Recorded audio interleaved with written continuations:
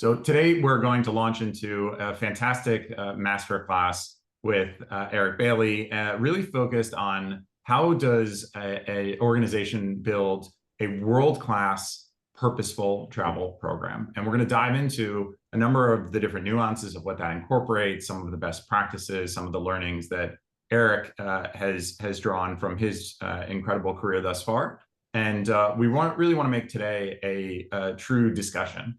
And so Eric, more than probably any guest that we've had thus far on more than a dozen of these, really advocated to me that he wanted to make sure that this was a generative discussion, one in which folks could participate, not just at the very end, but submit questions throughout the duration of the time that we have together. So oftentimes what we see is in the last 5 minutes, a flurry of questions come in. Fortunately, many of you shared with me some of the questions that you wanted to get addressed in advance of today's conversation, but please use that Q&A box throughout. As questions come in, we'll seek to address them. And of course, I have a moderated list of questions that I'll make sure that we can cover in the time together.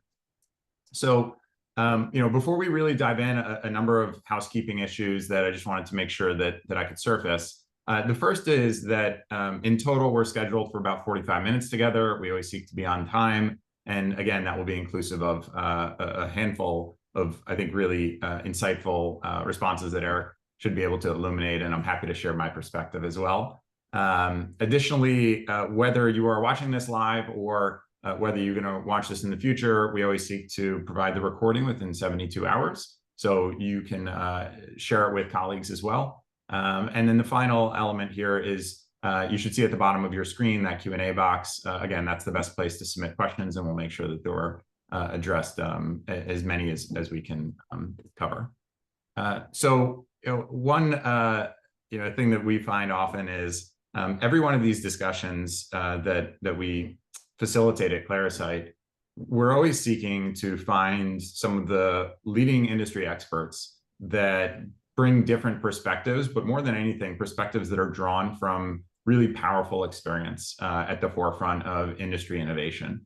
And I think Eric, is really a shining star in that regard. Eric has held a number of roles over the last several decades, but the most prominent of which, of course, has been the former global director of travel, VenueSource and Payment at Microsoft.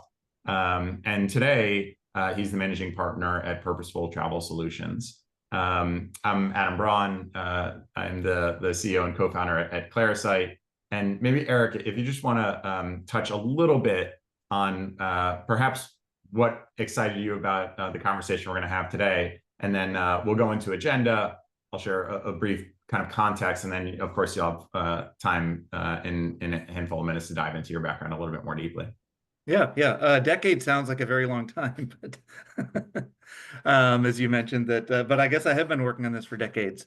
And I mean, it's really been a passion of mine to look at travel, not just that I feel like many people look at it as logistics. We're going to book these things, we're going to do this, but let's look at why people go. Let's look at how we can make more people either go or participate. How can we combine virtual with real travel? How can we understand what different needs people have, and how can we pull all these together? So, and as we go through this, and I think some of the stuff we've talked about, right? Nobody's there yet, right? This is a journey that we're on, but it's something that I think we can all aspire to try to figure out how we can really make the most out of our trips when we take them. How can we get the best value for the carbon that we're spending, for the dollars that we're spending, and the greatest return we can get for those? So, really excited to be here. Thanks for having me. Absolutely. So in terms of the agenda that we're going to cover, we'll start off with brief introductions and some context setting. Then we'll go into this really seminal question of what is purposeful travel? How is that defined? What are the core elements of that concept? And then perhaps most importantly, how do you align travel to the organizational goals that are of greatest priority? How does that incorporate sustainability and responsible travel across various enterprise contexts? And then how do the best organizations today really leverage technology and lean into innovation to drive the most successful outcomes? And throughout those various topics, we'll weave in both the questions that were prepared in advance, as well as the questions that will be submitted. in terms of why we wanted to host this conversation, for those that are a bit newer to Clarasight, we really sit at the intersection of travel and sustainability, and increasingly what I would think of as kind of the core business priorities that those two functions are often being asked to help resolve. And we really seek to help companies build travel programs that are aligned to these primary goals that we find leaders are often tasked and challenged to manage in a much more modernized and efficient way. And in some cases, it will always, start with the nuances of what are the business goals of why people are traveling, which I know Eric is going to talk about in depth. But in almost all cases where folks are leveraging Clarasight's software, which we refer to as carbon planning and intelligence, it's really oriented towards ensuring that you can manage costs in the most efficient way to additionally ensure that you are achieving your sustainability goals as well as the priorities of those who actually need to travel. And we've been fortunate to work with many of the world's leading organizations today. And along the process of building and scaling our company, we sought to find the world's best experts and practitioners to help us ensure that we could create a product that really served the seminal challenges of the market, and feel very grateful that in the last month or so we've been able to bring Eric on board as our newest advisor. And so in conjunction with that announcement, I asked Eric if he could really lead a conversation today about purposeful travel and what that looks like. So with that as a bit of context, Eric, I'll turn it over to you. We'd love for you to start with a bit of your introduction and some of the experiences that we'll cover in a handful of slides, and then we'll dig into the questions from there. Yeah, sure. And I guess that most of my career was at Microsoft. So I spent almost 20 years there managing the global global travel program. And I started with the sustainability. I think I called it environmental at that point on my business card or whatever you had at the time, around 2008. Really started kind of early on that, going carbon neutral. I think it was 2011 as a company. And really trying to find more out of the travel program than as I said, just the logistics of it, right? Any one of your employees could book their own travel. They can figure it out. They can find a hotel. But how could we make it a little easier for them? How could we help them connect? How could we drive more value to each of those employees and make their lives a little bit easier, right? Save them some of that planning time. And there's some things that I saw Steve Clegg is on here that we started working on 15 years ago that still aren't there, but it doesn't mean that we don't keep working towards those and try to figure out how we can really save time and effort for people as they're planning their trips. And if we look at what is purposeful travel, there's a lot of different definitions of it. And I'm sure Paul from Timoji would have a slightly different one, although we've worked together on a lot of this. But it's really trying to get the most value out of the trip as you possibly can. And I think if you bring up, you've got the 4 pillars there. Yep. Slide for that one. Do you want me to? Oh, okay, yeah. I'll give you a quick background on sort of will come right after. So you just the travel program there. Yeah, when we peaked in 2019, it was about 15,000 trips per week, 1.2 billion of T&E, and had 120 countries for travel, another 110 for card, and 13 countries for meetings. So, lots of contracts and things like that. We actually, after the pandemic, as it changed a lot of programs, I think probably changed the Microsoft program more than any. And we saw more than a 50% reduction in trips. And that's sustained, we're 5 years later now, and we're still seeing a pretty big reduction there. Now, I haven't seen the latest numbers, and, I speculate a little bit, but there was a fundamental shift in how we traveled as a company, and it was that impression that there's a perfect substitute, right, for travel. Now there's 2 sides of that. Can I get information across to each of you on a virtual platform like this? Yes. Is it the same as if we were in a room? I think we're also learning, and we've learned that it's not always exactly the same. But sometimes it is better. We didn't have to get on planes. We didn't have to leave our families. We didn't have to take time away from the office. It can just be 45 minutes, boom, boom. You can get some information and be done with it. So I think that there's that, we're still learning that perfect substitute of what that means in the real world. So if we look at how I would kind of define purposeful travel, there's four pillars to this platform that we put together with a group of industry people back in 2022, and it's sustainability, productivity, accessibility, and then the traveler experience. And I know a lot of people see these as being kind of different. Like sustainability and accessibility might seem like totally different areas. There's a huge amount of overlap between those. That accessibility, like I consider this to be an accessible program that anybody with no budget, with no time, with no resources in any time zone can participate in. So we're helping other people participate in this. We're also seeing that, and that by doing that, it's also sustainable, right? There's less travel involved. It used to be you had to go to the conference in order to participate. And now we're finding sort of different ways to have those conversations. Same thing as with the traveler experience. You might say, okay, well, just because you want to, stay and do a tour the day after your trip, how is that sustainability, for example? Look, you've already traveled halfway across the world. Now, I use this example. In June, I went to Nice and I took an extra day afterwards and went canyoning, which was super fun, a little scary, where you like get on wetsuits and you jump in the canyon, stuff like that.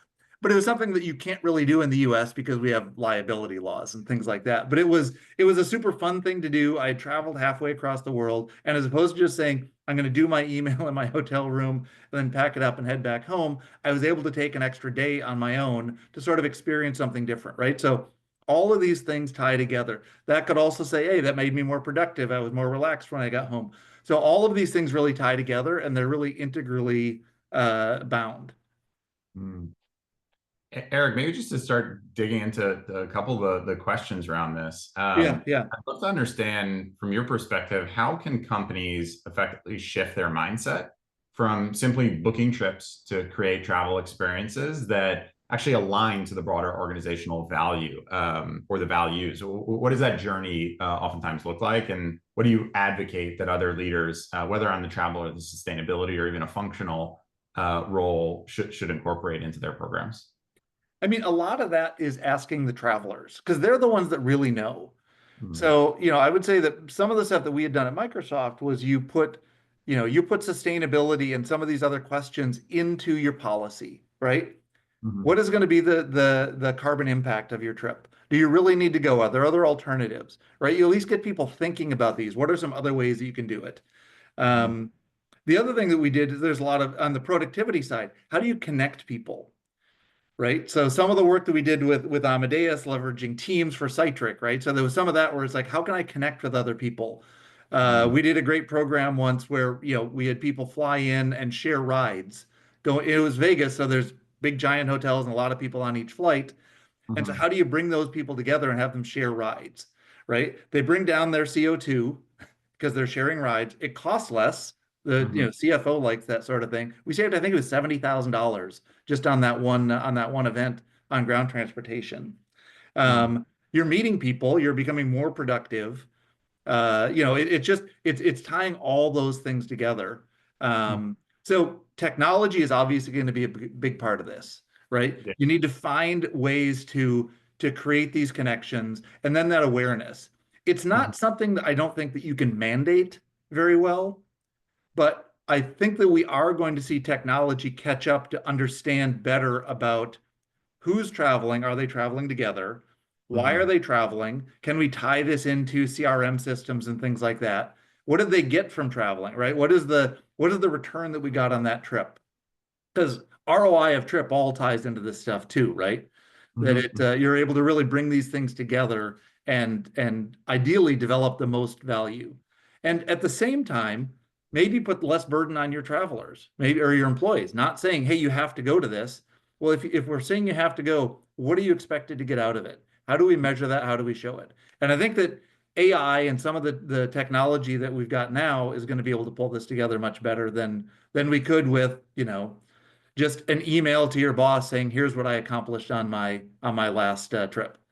Absolutely. And are there particular common misconceptions about purposeful travel that you've encountered, and how can companies overcome those? I think one of them is that it means not traveling. Mm, And while that is part of it, it doesn't mean that we don't think people should travel for the right purpose, for the right value that they're adding.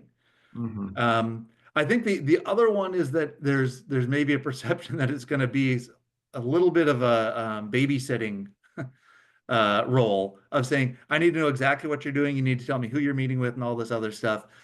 And that's where I think the technology is going to come in because you we have all this information, right? I'm actually getting on a flight in 2 hours. hmm Um, but I have a list of people that are going to be there. I know where I'm going. I know how I have to get from one place to another. As we can start to pull those together, you can be, okay, here's a list of people from the event that you're going to. Were you able to connect with them? I see that you have a meeting with this person for 15 minutes. You're seeing hmm conferences being better at this, of connecting people together, putting those onto your calendar, right? So you're taking what used to be just sort of a conversation, and you're adding a little bit of data to it.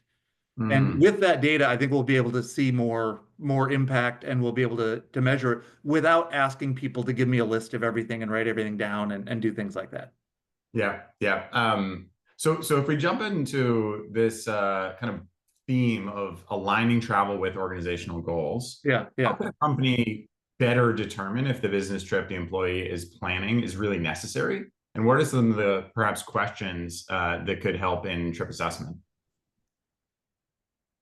I think understanding, well, making the employee understand what the goal is, Mm, right? So understanding that it is not just to be there, it is to connect with these people.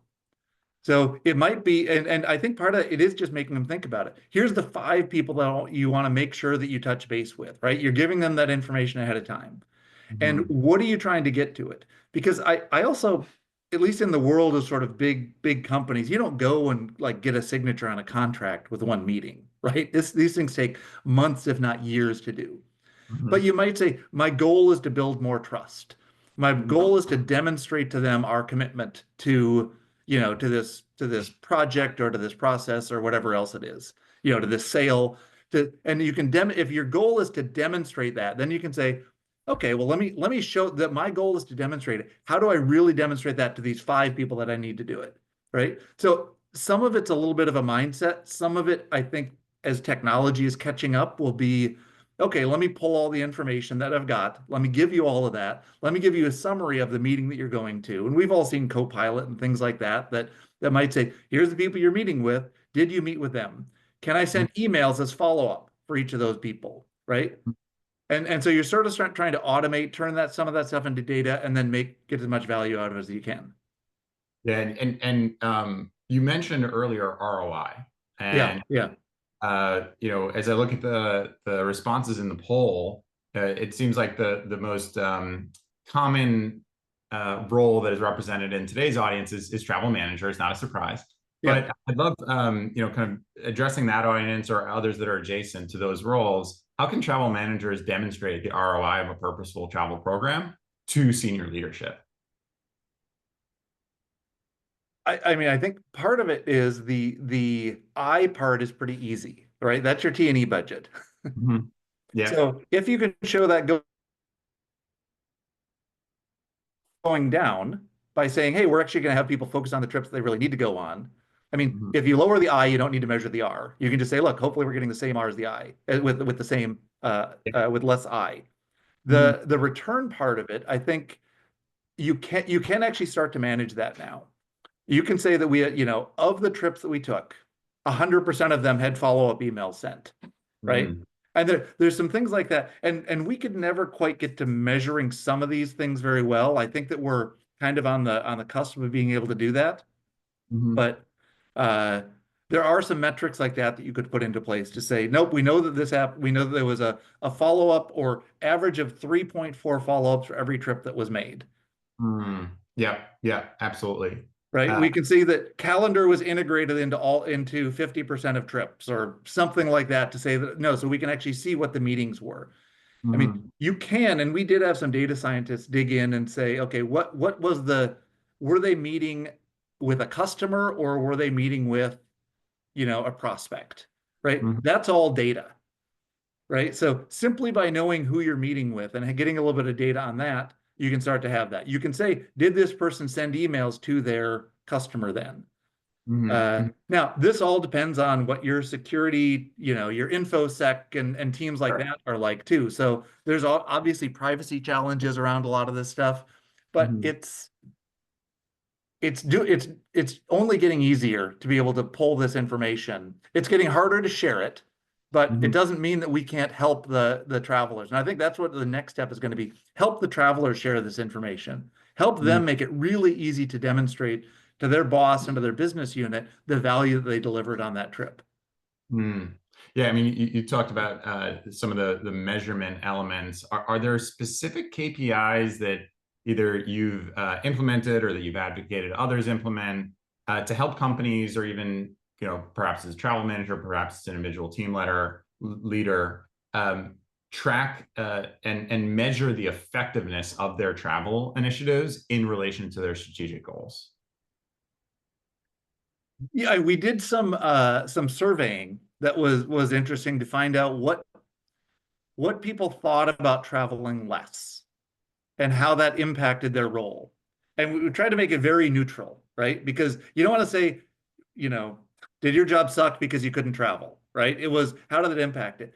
And we did get some responses that was, it's great. I used to have to go somewhere 12 times a year and now I go once, right? This is Hmm. fantastic. I didn't, I didn't want to go on trips. I didn't want to be on the road, 1 week a month and things like that. So we got some verbatims with that. Now, verbatims are really hard to look at because you get, I think we had 750 of them, of what people said in there. Now you're able to go in though, and here's some of the new technology that's coming in. Looked at metrics of, okay, how many people mentioned an executive title in the response of who they were meeting with. Hmm.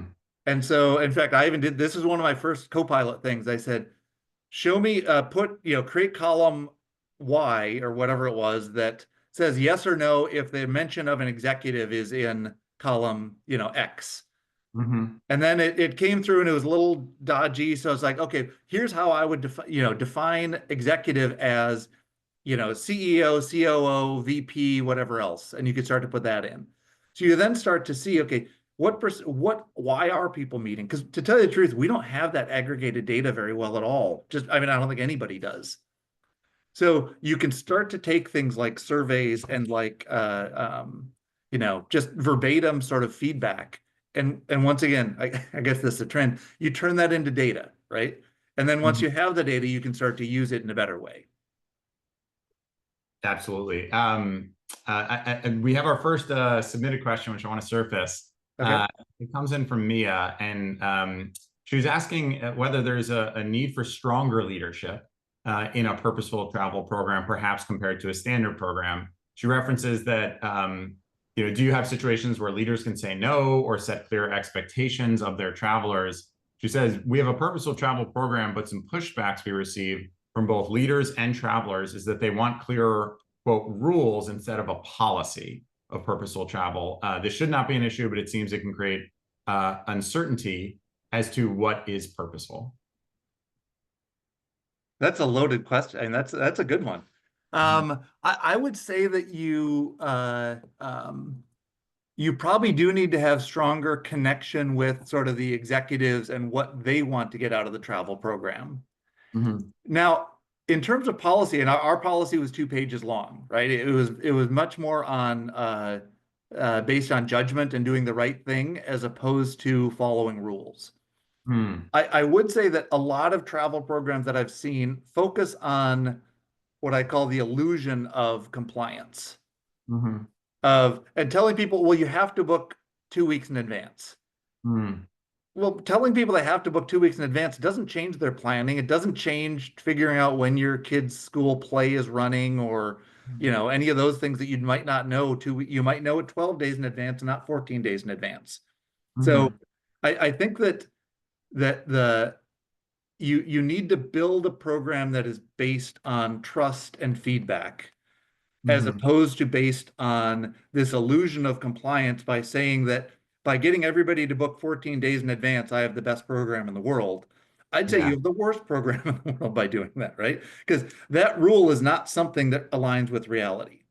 Mm. I've had people say, no, we know we're compliant because I know exactly where everybody's going when they're flying business class. I'm like, if measuring people using business class is your measure of compliance, like I don't see that as being a real the way to deliver the most value. I just see that as a way to say that compliance is what we're doing. Whereas I think that when you get into purposeful travel, it's not about compliance necessarily. It's about helping people make the right decision and Mm. helping them make the decision that's going to do the best thing for the company and the best thing for themselves. I mean, I think that policy tends to say, I don't care what you care about. This is what the company is going to do. But everybody knows that people just game the policy and do whatever they want to do anyway. So, Yeah, there's this element around increasing the intentionality yes, and the yes, overall holistic experience that can be achieved from the costs and the emissions that are being, and the time, let's say, away from your desk that are being expended as part of that travel. right, right. Great. I mean, I think that the pandemic taught us, well, good or bad, that people were like at their desk all the time. And to take a week away from your desk was not as easy as it maybe was 5 years ago. Yeah, absolutely. So we'll jump into some of the Q&A section Yeah. now, sustainability, and then we'll go into technology, innovation, emerging trends. But as we jump over to the sustainability section, one thing that I wanted to make sure that we provided to the audience today is access to just a free resource that we developed at Clarasight, which is a white paper on best practices that we've seen implemented with significant results to achieve some of the both business and sustainability outcomes that we see companies really seeking to deliver against. So you can see a QR code on the screen now. Feel free to download that white paper. And again, in the bottom of the Zoom bar, there's an opportunity to submit any questions that folks might be most curious about. But first question on the sustainability and responsible travel side, Eric, is what are the most effective ways to integrate sustainable practices into corporate travel programs, policies, strategies, initiatives? How have you seen that most successfully embedded? I mean, the first step is really just awareness, right? Let people understand that there is an impact to what they're doing, Mm-hmm. right? And you do that with your home pages, your web pages. You do it with your booking tools where you show them what the carbon footprint is. It's a little bit of kind of inundating them and saying, this is something you need to think about. Mm-hmm. Um, and the next steps are difficult because you have to show people, you have to start to make them make decisions. And it's not as straightforward as we might like to think, taking this carrier versus this carrier, this flight versus this flight. I mean, and some of the stuff you and I have talked about, Adam, is what I really want to get to is I want people to know by choosing this hotel versus this hotel, I made this impact. Mm-hmm. And then you'll start to shift the business model in a way that says people, companies are incentivized to do the right thing, and they will be rewarded for that with more business. Mm-hmm. We actually got some money internally to do what we called sustainability first. And so the goal with that is to on a sourcing side of things, put sustainability sometimes even above price. Mm-hmm. So I think if you can start to build that up, that your executive team then knows, no, this is really important. We need to follow through with this. That it's something, with some companies, they've got 80% of their carbon footprint can be from travel, Mm-hmm. right? Yeah, They have goals that they've committed to. At least our executives don't like to go back when you set a goal and you've made it public. So, absolutely. leveraging those things, starting to put sustainability ahead of other things, it starts to indicate to the market that people are looking at things differently. Mm-hmm. Yeah, yeah. Um, I think one of the things that we've seen with pretty much every enterprise that leverages Clarasight software is once you've been through this process of integrating data across your TMCs and yeah, expense management and your HR, for many companies that are early on the journey, there's just a need to wrap your hands around and really understand what are the drivers of your emissions, because you can yeah, see yeah, this aggregate number, but to understand things like route pairings or class of service or suppliers, as you Right. touched on, and then perhaps most importantly, the purpose of travel. We're seeing increasingly company after company at point of booking, or even before booking, going through an approval process, incorporating that data capture so that as the year progresses, or even as you look out to plan the coming year, you can align on these are the different purposes that we want to allocate travel towards from both the cost and a carbon standpoint. And then there's tremendous value in having visibility at a leadership level, and then pushing those elements of both not only visibility but accountability Yeah. out to different members of the team, so that they can balance these different elements of making a travel-driven decision. We started to touch on suppliers. Yeah. I'd love to hear your perspective on what is the role that travel suppliers play in advocating for and advancing sustainable travel, and how can companies effectively partner with them? I mean, I think that they should highlight their advantages more than they do today. If I look at airlines, hotels, rental cars, I think they should advocate more that those leaders in the industry should really show, hey, if you have a meeting at our event location, it's going to have half the carbon footprint of our competitors. Mm-hmm. Right. I think that really advocating for that is really important. I'd love to see them doing more. And I'll give you a great example of my daughter goes to Oberlin College in Oberlin, Ohio. The only hotel there is it's all geothermal, all the heating and cooling. Mm-hmm. So it is probably the lightest footprint of any hotel I've ever been at. Now, not a lot of corporate business there, but like I know, and they make it very clear. They show you how geothermal works. They have big graphs inside and big pictures of how geothermal works to heat the property. And in Mm. fact, to know how big an impact it is, the entire school is going geothermal, which is obviously a big investment, but it's Yeah. reducing the carbon footprint of the city by 25%. Wow. So when I hear stories like that, it's like, okay, this is really doing something. This is different than the other place that I stayed at. So I'd love to see the providers doing more of that. And we have seen SAF purchases. We have seen things like that, that are great. I think they're important and they're moving in the right direction.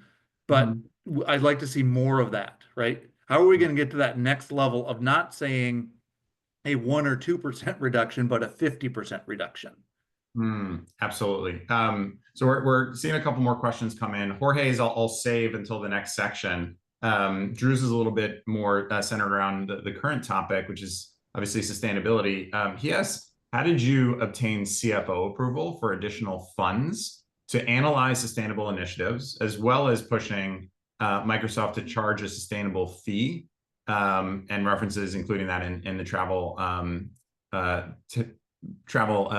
ticket purchase fee, and then also references that I guess in Drew's context, this is especially important when we were talking about billable travel for clients. Mm-hmm.